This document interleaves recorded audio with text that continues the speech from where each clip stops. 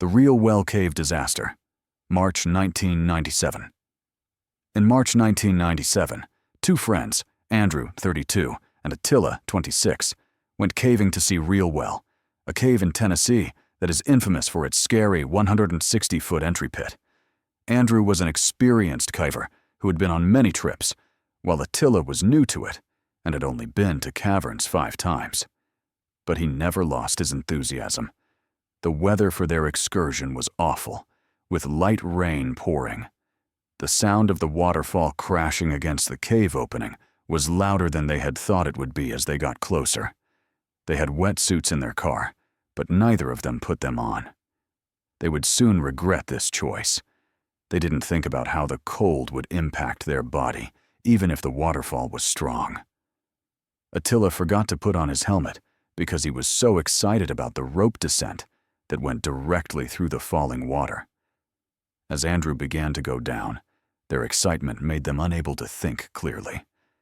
Andrew went down first, shivering from the cold spray. He was clearly shaking by the time he got to the bottom. Attila followed, but the rope was slippery because of the chilly water, making it difficult to ascend. Attila started shaking a lot from the cold around half an hour into their exploration. He told Andrew that he couldn't keep going and had to go back up. Andrew agreed, and Attila quickly got his climbing gear ready. He hurriedly put together a commercial seat harness, a makeshift chest harness, a piezel ascender, and 6 carabiners that don't lock. He also used a cow's tail that was too long and a shunt mechanism that was meant to be a backup, which complicated the setup. Andrew saw these mistakes but didn't say anything. The cold made Attila's hands numb as he started to climb. The shunt kept slipping, so it couldn't hold on to the rope.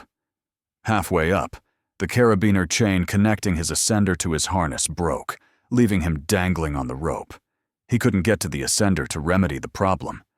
Attila yelled for aid, but the sound of the cascade drowned out his voice. He finally said he couldn't go on. Andrew climbed near him as he realized how terrible the situation was. When he got to Attila, he was weak and almost paralyzed from the cold. Andrew tried a pick-off rescue by tying Attila to his harness so they could both go down simultaneously.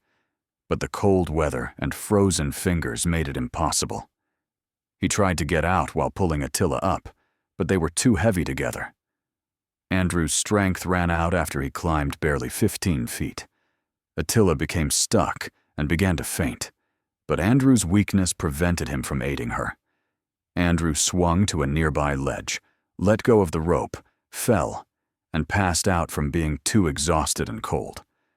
Andrew woke up hours later feeling confused and stiff. Attila was still hanging there, not moving at all. It was evident that he was dead. Andrew was heartbroken, so he cut the rope and climbed out on his own. He fell outside and yelled for aid. Attila's body was found hanging in the waterfall by rescuers. Medical staff determined that hypothermia was the cause of his death. Andrew reflected on the catastrophe and acknowledged that the mistakes were quite serious, including broken equipment, hasty decisions, and a failure to follow safety rules. It was a thrilling adventure that ended in heartbreak. The Culver Creek Cave Disaster, November 28, 1985. 7 cavers went into Culver Creek Cave on a cold afternoon in Greenbrier County, West Virginia. They had planned to check out Friar's Hole, but severe rain and flooding made them change their minds. Although they were unfamiliar with Culverson, they believed it would be safer than Friar's Hole, so they decided to continue exploring. There was a short canyon stream in the cave that was 5 to 8 feet wide and flowed over loose rock slabs. They ran into a huge 5-foot boulder that was partly obstructing their progress just 50 feet inside. Some others squeezed through a narrow space next to the stream, while others, like 26-year-old Eric Tacey, elected to climb over the boulder. The boulder moved suddenly halfway across. It struck Eric and forced him against the cave wall, pinning his head, shoulder, and cheekbone. His legs hung down, and the rock crushed his chest, making it hard for him to breathe. They started to panic. One person rushed to get help, while the others attempted to lift the boulder with crowbars and sheer strength. The rock wouldn't move, regardless of what they did. Eric was awake for around 30 seconds, during which time he had trouble breathing until he stopped. There was blood coming from his nose. Rescuers showed up about an hour later at 4:20 p.m. with a hydraulic jack. They were able to move the boulder enough to free Eric's body. His buddies pulled him to dry land and started CPR. Despite paramedics' valiant efforts to save him, the hospital pronounced Eric dead at 5:25 p.m. A supposed safer cave became the site of a heartbreaking loss. The Alcove pit tragedy happened on September 5, 2013. Brett Smith and his companions went hunting in the far-off wilderness of New Mexico. The land was rough, and there weren't many supplies. They came upon a jagged sinkhole called Alcove Pit as they were walking. It was 35 feet deep and had fatal drops. Brett chose to go down even though he didn't have any caving experience or the right gear. He tied a nylon rope, unsuitable for climbing, to a tree and descended.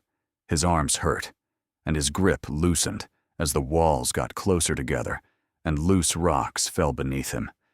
He got scared when he tried to climb back up. His muscles hurt, and he had a hard time holding on.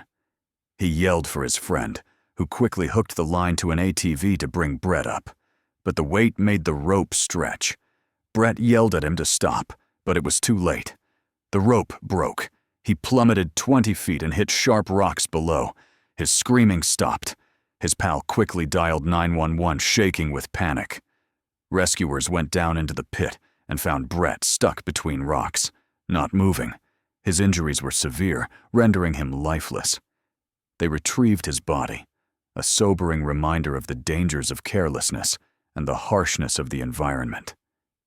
If you liked these stories, please sign up for more real-life adventure stories. Please leave your opinions or ideas for future videos in the comments below.